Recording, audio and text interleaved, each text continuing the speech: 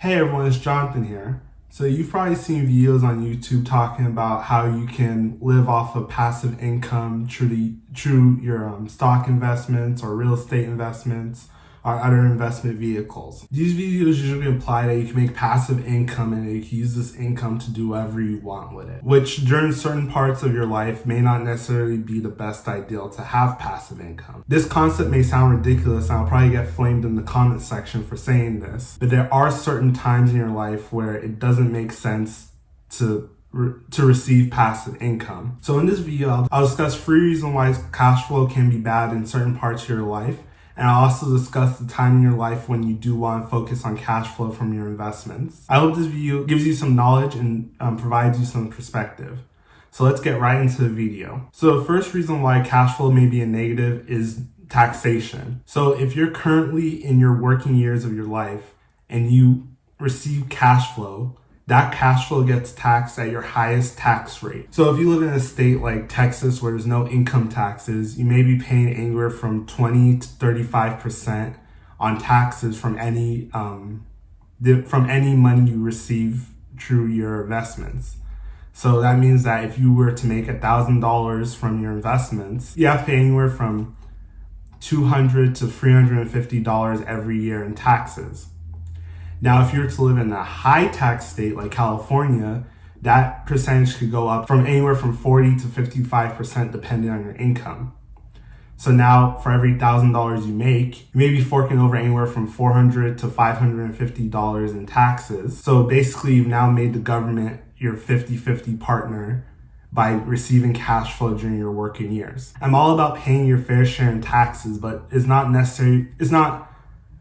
no need for you to pay taxes that you don't necessarily need to pay. And also by paying taxes on your cash flow, even if you were to reinvest that cash flow, it reduces your efficiency to build wealth over time. So anytime you realize cash flow, you have to pay taxes. And this is a very important concept to remember. The second downside with cash flow is that it almost acts as a wealth limiter. Usually for you to maximize cash flow across your portfolio, requires you to reduce the rate at which you build your net worth.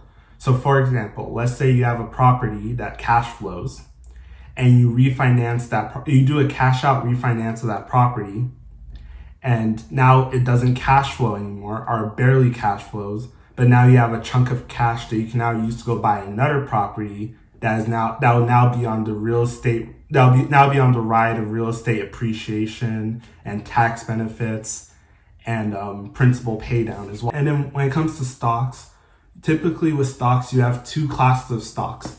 You have growth stocks and you have dividend stocks. Dividend stocks tend to obviously by their name, they tend to pay out a dividend.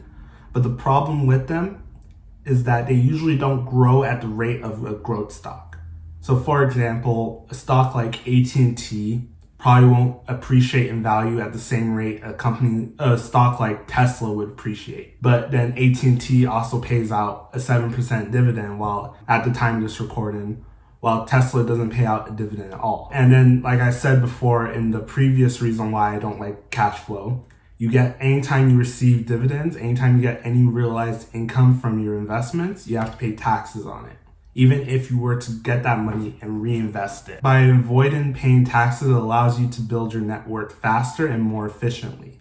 If you're constantly paying taxes on your gains, it can be very detrimental to you building net worth at a very fast rate. The third reason why I don't like investing cash flow is that typically cash flow tends to end up getting mismanaged. And let me explain. When it comes to stocks, it's very easy. Most brokerages allow you to reinvest your dividends using a dividend reinvestment plan, or what's known as a DRIP. But when it comes to real estate, it can be very hard for you to reinvest your cash flow. Typically, you have to realize your cash flow, which, like I said before, you have to pay taxes on any realized cash flow. Now you have to save up that money and pull it until you can afford to buy another property, which then now it takes you longer to be able to do that.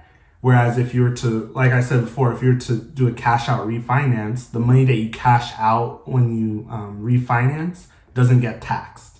So it's a lot more of an efficient way to build your net worth over time compared to you taking on cash flow and getting taxed on it. Another problem with reinvesting cash flow from real estate, or even sometimes with stocks, this could be a problem as well, is that you have the psychology of, oh, I'm making, let's just say $300 a month in cash flow for my investments. I could buy a car that has a $300 a month payment and I'm technically not paying for it. Is my cash flow paying for it? It's very easy for people to say early on, oh, I'm going to reinvest my cash flow. But in reality, usually what ends up happening is this cash flow gets spent on things that aren't very necessary. So what I do instead of receiving cash flow is I actually try to make sure all my investments don't cash flow, which sounds a little insane, but here's the reason why. So right now I'm 24 years old and I've just started my working career. For me, especially being a California resident where I do have a very high tax rate, my main focus is to avoid taxation and to build my net worth efficiently over time. So to do this, I invest my money in more of growth investments than I do investments that pay me out of cash flow. So when it comes to stocks, I try to invest in companies that I believe have high growth prospects in the future. And then when it comes to real estate, I try to buy real estate in areas where there's more potential for a rapid growth of appreciation than there is cash flow. I do this to try and minimize my tax burden and to try to keep my tax bill as low as possible, so I have more money on hand to invest in more opportunities. Now, later on in life, when I do plan on working less, I'll then focus my portfolio more cash flow and more of paying down debt. But at that point, it'll be a lot easier for me to get cash flow because I'll have a significant net worth. It's very hard to have cash flow when you don't have a significant net worth. So for me, my focus is build net worth, turn that net worth into cash flow, and then now live off of that. Also, this strategy is, like I said before, is also a lot more tax efficient than taking on cash flow and having to consistently pay taxes to the government. So I'd like to thank you for watching. If you enjoyed the information shared in this video, please hit the like button for the YouTube algorithm. Also hit the subscribe button and notification bell so you get notified anytime I make a new video. If you have any questions or comments, please leave a comment down below. I respond to every comment that is posted. And follow me on Instagram, TikTok, and Twitter. I try to post there every day. And thank you for watching. Until next time.